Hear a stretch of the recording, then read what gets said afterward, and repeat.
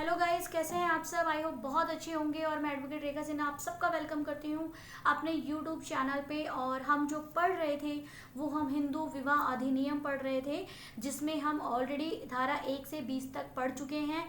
धारा 20 हमारा क्या कह रहा था, अर्जी की अंतर्वस्तु और सत्यापन, यानी कि आपके पिटिशन का कंटेंट्स जो है, आपके फैक्ट हैं, और उसके अलावा वेरिफिकेशन। और ये आपको बता रहा था कि आपका जो पिटीशन है उसमें जो भी कंटेंट्स हैं और जो आप रिलीफ मांग रहे हैं वो एक दूसरे से मेल खाएं, मिलना चाहिए। मतलब अलग अलग नहीं होना चाहिए। पता चला प्रेयर आप कुछ मांग रहे हैं और केस आपका कुछ और है, ऐसा नहीं होना चाहिए। दूसरा जो सत्यापन है यानी वेरिफिकेशन है, उस पे अर्जीदार यानी जो केस फाइल कर रहा है उसके साइन होने ज़रूरी हैं। ठीक है। उसके अलावा इसने आपको बताया कि जो आप केस फाइल कर रहे हैं, जो पिटीशन लगा रहे हैं, वो पिटीशन जो आपने पिटीशन के अंतर जो अंतर्वस्तु लिखी है, यानी जो आपने फैक्ट्स लिखे हैं, कंटेंट्स लिखे हैं, वो उसी नेचर का होना चाहिए जिस नेचर का आप केस फाइल कर रहे हैं, अलग नहीं होना चाहिए। ठीक है। अब आती है बात धारा 21 की। तो धारा 21 क्या कहता है, देखिए 1908 की अधिनियम संख्या 5 का लागू होना, यानी कि इस अधिनियम में अंतर विशिष्ट अन्य उपबंधों के और उन नियमों के जो उच्च न्यायालय द्वारा निमित्त बनाए हैं अधीन हैं कि अधिनियम के अधीन सब कार्यवाही जो है जहां तक हो सके सिविल प्रक्रिया संहिता 1908 के द्वारा विनियमित होगी। यानी देखिए अब ये क्या कह रहा है, देखिए 1908 के अधिनियम संख्या 5 वो क्या है आपको पता है। आई होप आपको पता होगा कि संख्या नंबर 5 अधिनियम 1908 जो है वो सिविल प्रक्रिया संहिता का एक्ट नंबर है। यानी कि जो हमारा सिविल प्रक्रिया संहिता है, सिविल कोड है हमारा, जो सीपीसी है, सिविल प्रोसीडिंग कोड जो है हमारा, उसका जो एक्ट नंबर है वो 5 है और जो ईयर है वो 1908 है। ठीक है। तो ये क्या कह रहा है कि जो भी आप हिंदू अधिनियम के तहत जो भी कार्यवाही करेंगे वो कार्यवाही जो होगी वो आपकी सिविल प्रक्रिया संहिता के अंतर्गत ही होगी। जैसे कि मान लीजिए आपने देखा होगा कि सीपीसी में सिविल प्रक्रिया संहिता में आदेश 5 है। तो आदेश 5 किस चीज़ की बात करता है, समन की बात करता है। ठीक है। तो जो समन होते हैं, तो अगर आप देखें तो हिंदू विवाह अधिनियम के अंतर्गत जो केस फाइल होते हैं उसमें भी समन जाते हैं, उसमें भी कोर्ट उसको नोटिस देती है पिटिशनर को के कहने पर। पिटिशनर जब केस फाइल करता है तो रेस्पोंडेंट को नोटिस भेजती है और कहती है कि भैया इस तारीख को आकर आप कोर्ट में पेश हों। ठीक है। और उसको क्या देती है, उसको नोटिस मिलने से 30 दिन का समय देती है उसका अपना जवाब दाखिल करने का। ठीक है। जो हम कहाँ जवाब की बात हम कहाँ पढ़ते हैं, जवाब की बात हम सीपीसी के ऑर्डर 8 में पढ़ते हैं। ऑर्डर 8 हमें बताता है कि सीपीसी में जो समय दिया जाता है डब्ल्यूएस फाइल करने का वो 30 दिन का होता है। तो सेम हिंदू विवाह अधिनियम में भी यही होता है। ये नहीं है कि यहाँ रूल बदल जाते हैं, ऐसा नहीं है। यहाँ भी जो दूसरी पार्टी होती है, जो दूसरा पक्ष होता है, उसको यही समय दिया जाता है कि जैसे ही आपको नोटिस मिला, जैसे ही आपने समन को रिसीव करा, उस दिन से आपको 30 दिन के अंदर ही आकर अपना जवाब दाखिल करना होगा। ठीक है। तो इस चीज़ की बात बता रहा है कि भैया इसके अंतर्गत जो भी प्रक्रिया होगी, जैसे मान लीजिए हिंदू विवाह अधिनियम में समन जाएंगे तो समन जो होंगे वही आदेश ऑर्डर 5 के तहत ही जाएंगे।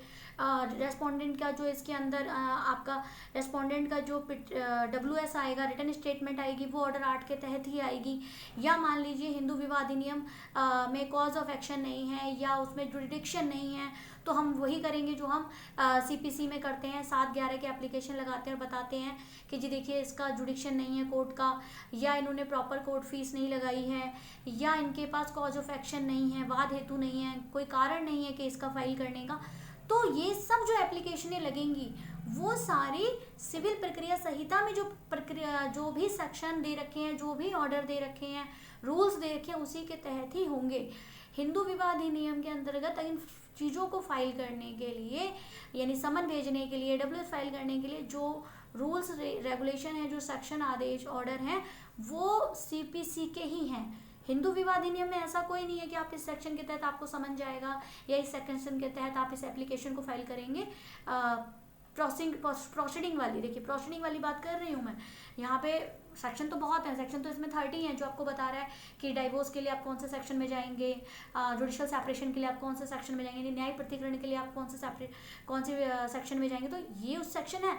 लेकिन अब इस पर कार्यवाही कैसे होगी, प्रोसीडिंग कैसे होगी, तो वो कहाँ है, वो सीपीसी में। सीपीसी को ही इसके साथ लाया गया है कि जो भी आप काम करेंगे वो सीपीसी को अध्ययन करते हुए यानी उसके अधीन होकर ही करेंगे। ठीक है, अब बात आती है 21A की, 21B और 21C। देखिए ये 21 का ही पार्ट है, 21A और 21B, जो कि 1976 में जब अमेंड हुआ, संशोधन हुआ, तो इसको जोड़ा गया। अब 21A क्या कहता है वो देखिए, कुछ मामलों में अर्जियों को अंतरित करने की शक्ति, यानी कि कुछ मामले, स्पेसिफिक कुछ मामलों की इन्हें बात करी है। वो कौन सी करी है, इसने कहा है कि इस अधिनियम के अधीन कोई अर्जी अधिकारिता रखने वाले जिला न्यायालय में विवाह के किसी पक्षकार द्वारा धारा 10 के अधीन न्यायिक पृथकीकरण की डिक्री के लिए या धारा 13 के अधीन विवाह विच्छेद की डिक्री के लिए प्रार्थना करते हुए पेश की गई है। यानी पहली बात इन्होंने देखी, इन्होंने क्या कहा, कुछ मामलों में अर्जी, यानी कुछ मामलों की बात करें तो 2 मामले इन्होंने उठाए। पहला धारा 10 जो कि था जुडिशियल सेपरेशन, न्यायिक पृथकीकरण, और दूसरा तलाक का यानी विवाह विच्छेद, डाइवोर्स, जो कि था धारा 13। सिर्फ इन 2 मामलों की बात कर रहा है। ठीक है, अब इन 2 मामलों में ये क्या कह रहा है कि एक पक्ष ने उसके तहत कोई भी पिटीशन फाइल कर दी। ठीक है, अब ये क्या कह रहा है, इसके उसके पश्चात इस अधिनियम के अधीन कोई दूसरी अर्जी विवाह के दूसरे पक्षकार के द्वारा किसी आधार पर धारा 10 के अधीन न्यायिक पृथकीकरण की डिक्री के लिए या धारा 13 के अधीन विवाह विच्छेद की डिक्री के लिए प्रार्थना करते हुए, चाहे उसी जिला न्यायालय में या फिर राज्य के किसी भिन्न राज्य के जिला न्यायालय, देखिए यहाँ पे अदर स्टेट की बात भी हो गई, या तो मतलब उसी स्टेट का जिला न्यायालय हो या फिर किसी अदर स्टेट का जिला न्यायालय हो। ठीक है, तो इन्होंने क्या कहा कि मान लीजिए धारा 10 या धारा 13 में एक पक्ष ने तो जिला न्यायालय में एप्लीकेशन लगा दी, अब दूसरे पक्ष ने भी क्या करा, ग्राउंड चेक कोई भी हो उन्होंने भी उठाई और सेम वही रिलीफ के लिए, उसी प्रेयर के लिए जो प्रेयर फर्स्ट पार्टी मांग रही थी, उसी प्रेयर के लिए दूसरी पार्टी ने भी सेम वही केस फाइल कर दिया।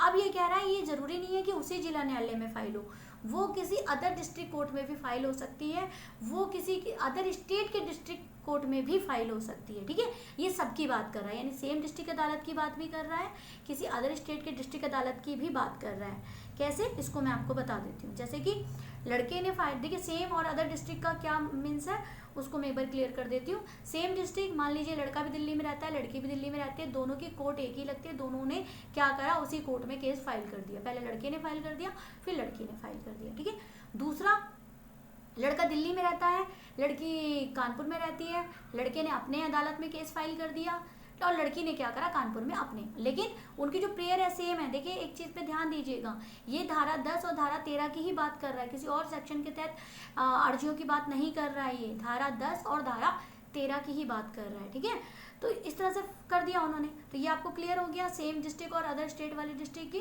ठीक है, अब ये क्या कहता है, क्या 21 का जो ए का खंड 2 है वो क्या कह रहा है, यदि अर्जियां एक ही जिला न्यायालय में पेश की जाती हैं, यानी कि मान लीजिए लड़का लड़की, जैसे मैंने बताया दोनों दिल्ली के हैं, उनकी जो कोर्ट थी वो एक ही लग रही थी, उन्होंने उठाया सेम डिस्ट्रिक्ट कोर्ट में फाइल कर दिया। तो अगर ऐसे कोई केस फाइल हुआ है तो दोनों अर्जियों का विचारण जो है, सुनवाई उस जिला न्यायालय द्वारा एक साथ की जाएगी।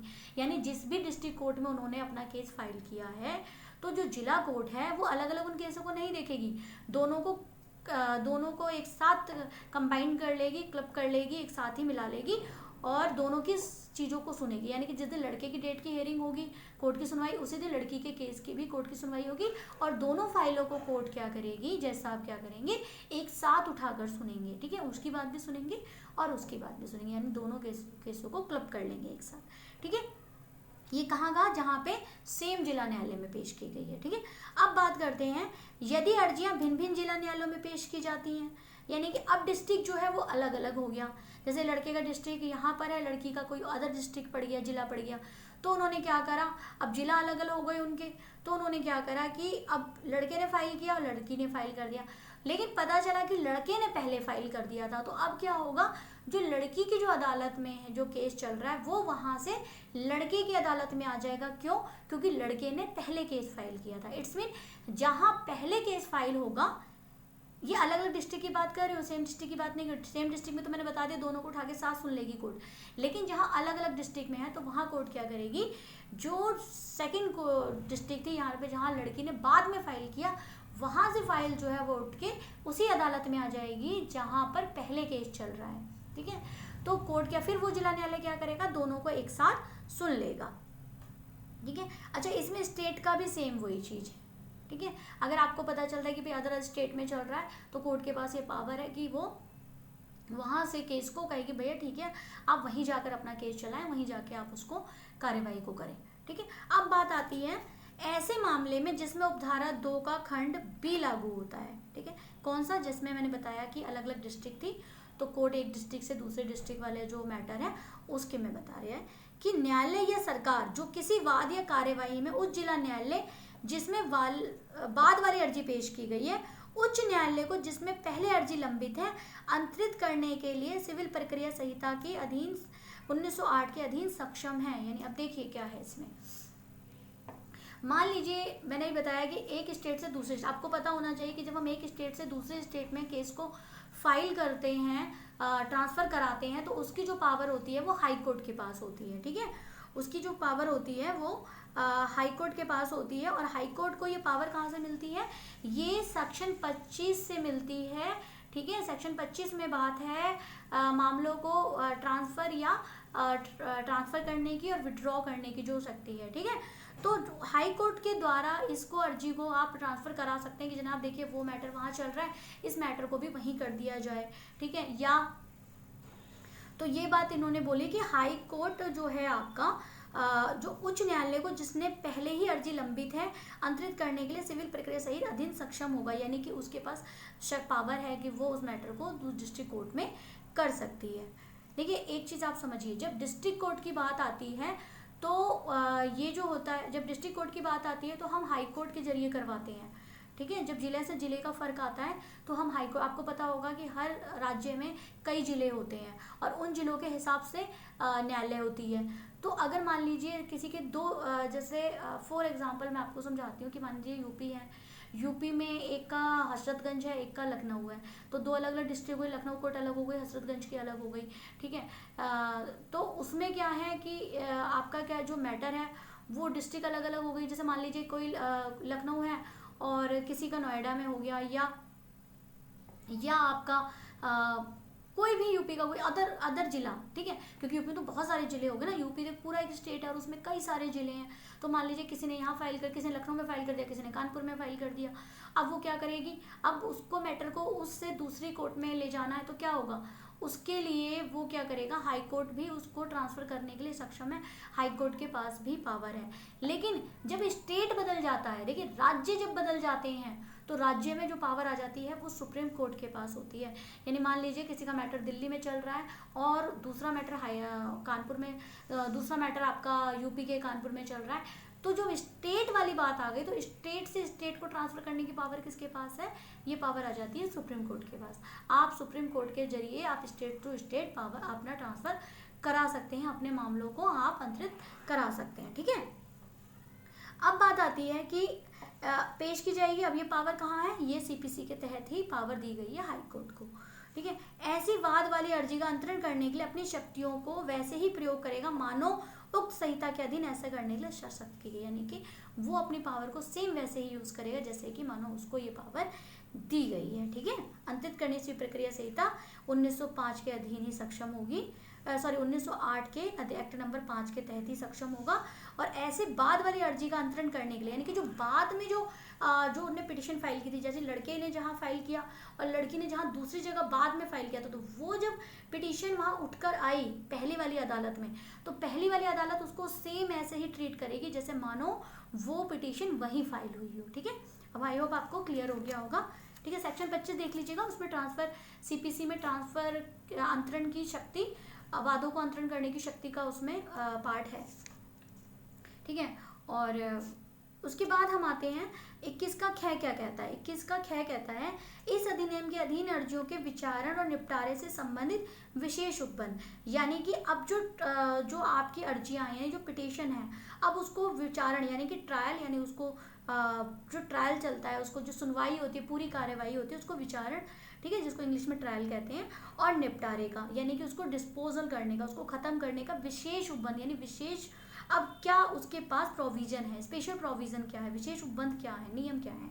तो अब ये क्या कह रहा है, इस अधिनियम के अधीन अर्जी का विचारण, यानी कि इस एक्ट के तहत अगर किसी अर्जी का ट्रायल हो रहा है जहां तक कि न्याय के हित में संगत रहे, यानी कि जहां तक कानून न्याय आपको उचित मानता है, यानी कि जहां तक न्याय की नज़र में, जस्टिस की नज़र में वो चीज़ सही है, यानी किसी के बेनिफिट के लिए, किसी के नुकसान के लिए नहीं है, ठीक है, रहते हुए उसके विचार, यानी कि लीगली होना चाहिए, इलीगल नहीं होना चाहिए, जस्टिस ही होना चाहिए, वो जो भी है वो न्याय संगत होना चाहिए, यानी कि वो न्याय उचित होना चाहिए, अनुचित नहीं होना चाहिए, ठीक है।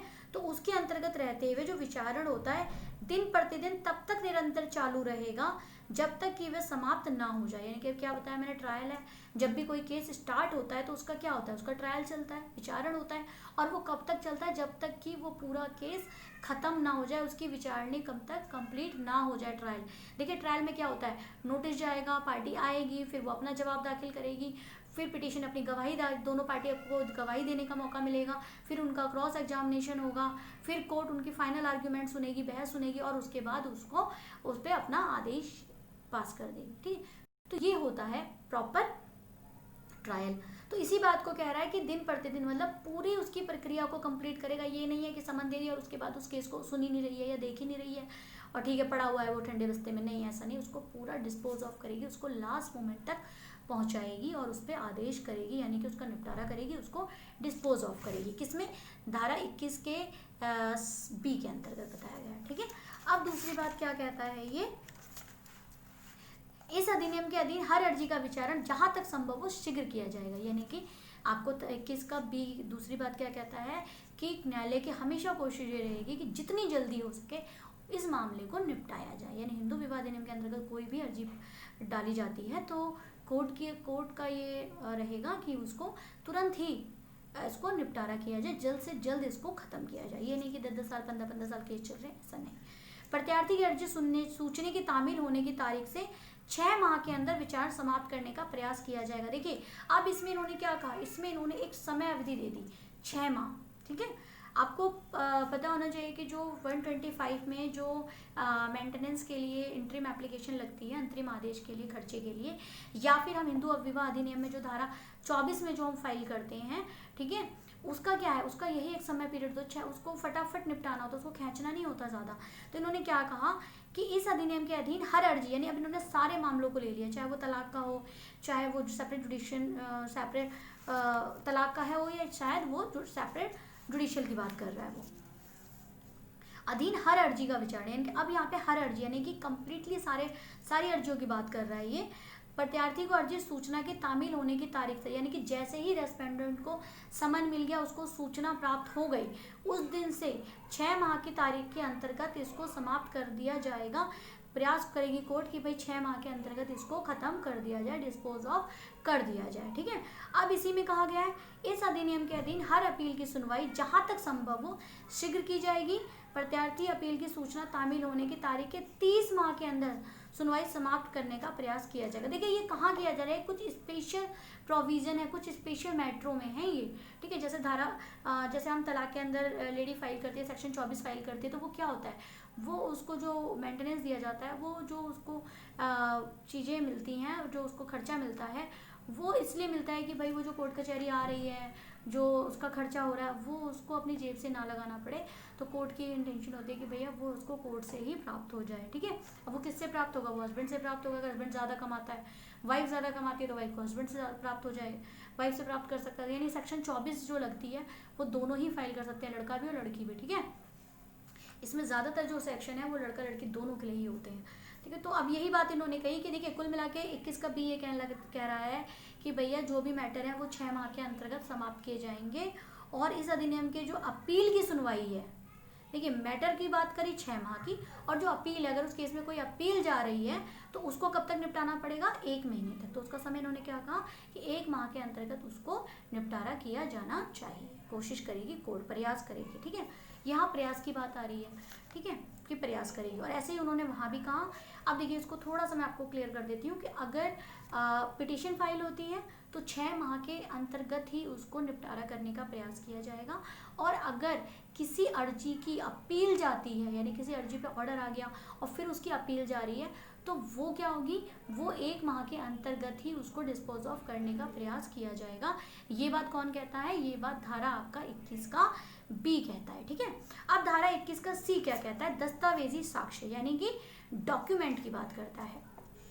डॉक्यूमेंट्री एविडेंस हमने एविडेंस एक्ट में भी पढ़ा है, ठीक है। किस अधिनियम में किसी प्रतिकूल बात के होते हुए भी यह इस अधिनियम के अधीन अर्जी के विचारण को किसी कार्यवाही में कोई दस्तावेज साक्ष्य इस आधार पर अग्रह नहीं होगा कि साम्यक रूप से स्टाम्पित या रजिस्ट्रेट नहीं है। यानी कि देखिए अब क्या कह रहा है कि आप मान लीजिए कोई भी डॉक्यूमेंट इसमें फाइल करते हैं, ठीक है, तो वो ज़रूरी नहीं है कि वो डॉक्यूमेंट आपका रजिस्टर्ड हो या फिर वो स्टैम्प लगी हो उस पर, ठीक है। मतलब कई बार होता है कोई डॉक्यूमेंट कोर्ट में पेश किया जाता है, जैसे मान लीजिए कोई सेटलमेंट है, कोई सेटलमेंट डीड बनी, ठीक है। अब उसको क्या करा आपने कोर्ट में पेश कर दिया कि देखो ये हमारा तो समझौता हुआ था, ये ऐसा समझौता है, तो कोर्ट उसको ये कह के डिनाइल नहीं करती कि नहीं जी मैं इसको नहीं लूँगा क्योंकि ये जो है आपका रजिस्टर्ड नहीं है या फिर आपका स्टाम्पित नहीं है, यानी कि इस पर स्टैम्प नहीं लगी, ऐसा कह के वो नहीं कर सकता, ठीक है। देखिए डॉक्यूमेंट भी एक अलग अलग होते हैं, जैसे मान लीजिए कोई विल है, ठीक है, तो कोई वसीयत वाली चीज़ है तो वो तो ऑब्वियसली वो रजिस्टर्ड होने ज़रूरी है। जो आपकी वसीयत होती है या आपके वसीयत भी आजकल लोग रजिस्टर्ड करा रहे हैं, बट वसीयत का ज़्यादातर ये होता है कि विदाउट रजिस्टर्ड भी वो चल जाता है, ठीक है। लेकिन अब जो रूल चल रहा है उसमें होता है कि विल भी लोग रजिस्टर्ड करा लेते हैं और करानी चाहिए। मेरा मानना है कि हर डॉक्यूमेंट को रजिस्टर्ड कराना चाहिए।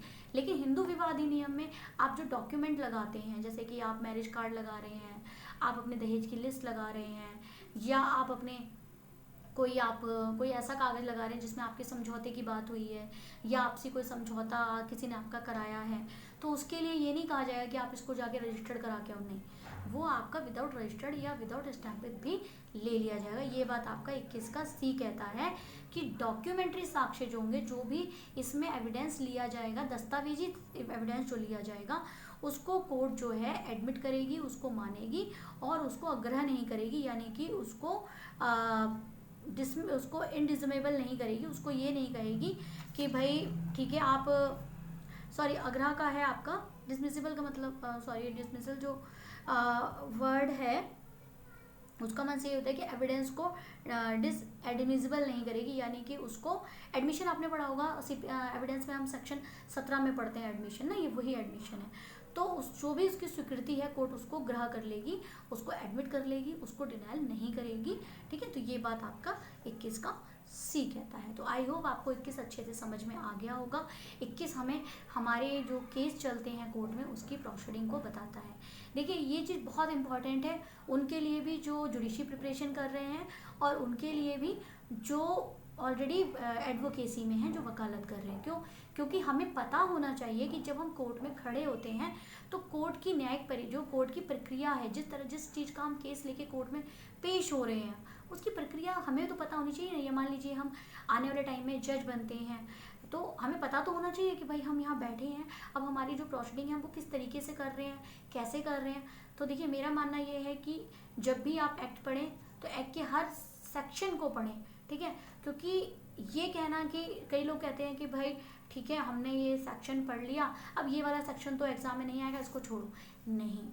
देखिए हम जज तो देखिए जो है आधा आपकी मेहनत होती है और आधा आपका लक होता है, लेकिन एडवोकेसी में तो हम उम्र भर है ना, तो हमें अच्छे से पता होना चाहिए कि हमारा अधिनियम क्या कहता है। इसलिए कभी भी आप बेयर एक्ट पढ़ें तो प्लीज़ उसका कोई सेक्शन ना छोड़ें, उसकी किसी भी धारा को अवॉइड ना करें। आपको पूरा एक्ट पता होना चाहिए कि एक्ट आपका क्या कह रहा है। देखिए सेक्शन याद नहीं रहते ये मैं मानती हूँ, क्योंकि देखिए वो तो पढ़ने पे आप धीरे धीरे जब पढ़ते हैं तो आपको याद हो जाते हैं, लेकिन आपको पता होना चाहिए कि जब हम कोर्ट में खड़े हैं, हम जो कोर्ट में प्रोसीडिंग कर रहे हैं वो हम कैसे कर रहे हैं, क्यों कर रहे हैं, किस लिए कर रहे हैं। मैं शुरू से आपको बात कहती आ रही हूँ कि लॉ के लिए हमें 3 बातें ज़रूर हैं कि क्या है, क्यों है और किस लिए है। ये हमेशा पता होना चाहिए। जब आपको ये 3 चीज़ें पता होगी तो इसका मतलब आपको वो लॉ पता हो गया। तो आई होप आपको ये अच्छा लगा होगा, आपको समझ में आ गया होगा। और अगर आपको मेरा वीडियो अच्छा लगा तो प्लीज़ मेरे चैनल को सब्सक्राइब करें, लाइक करें और गुड बाय। Thank you.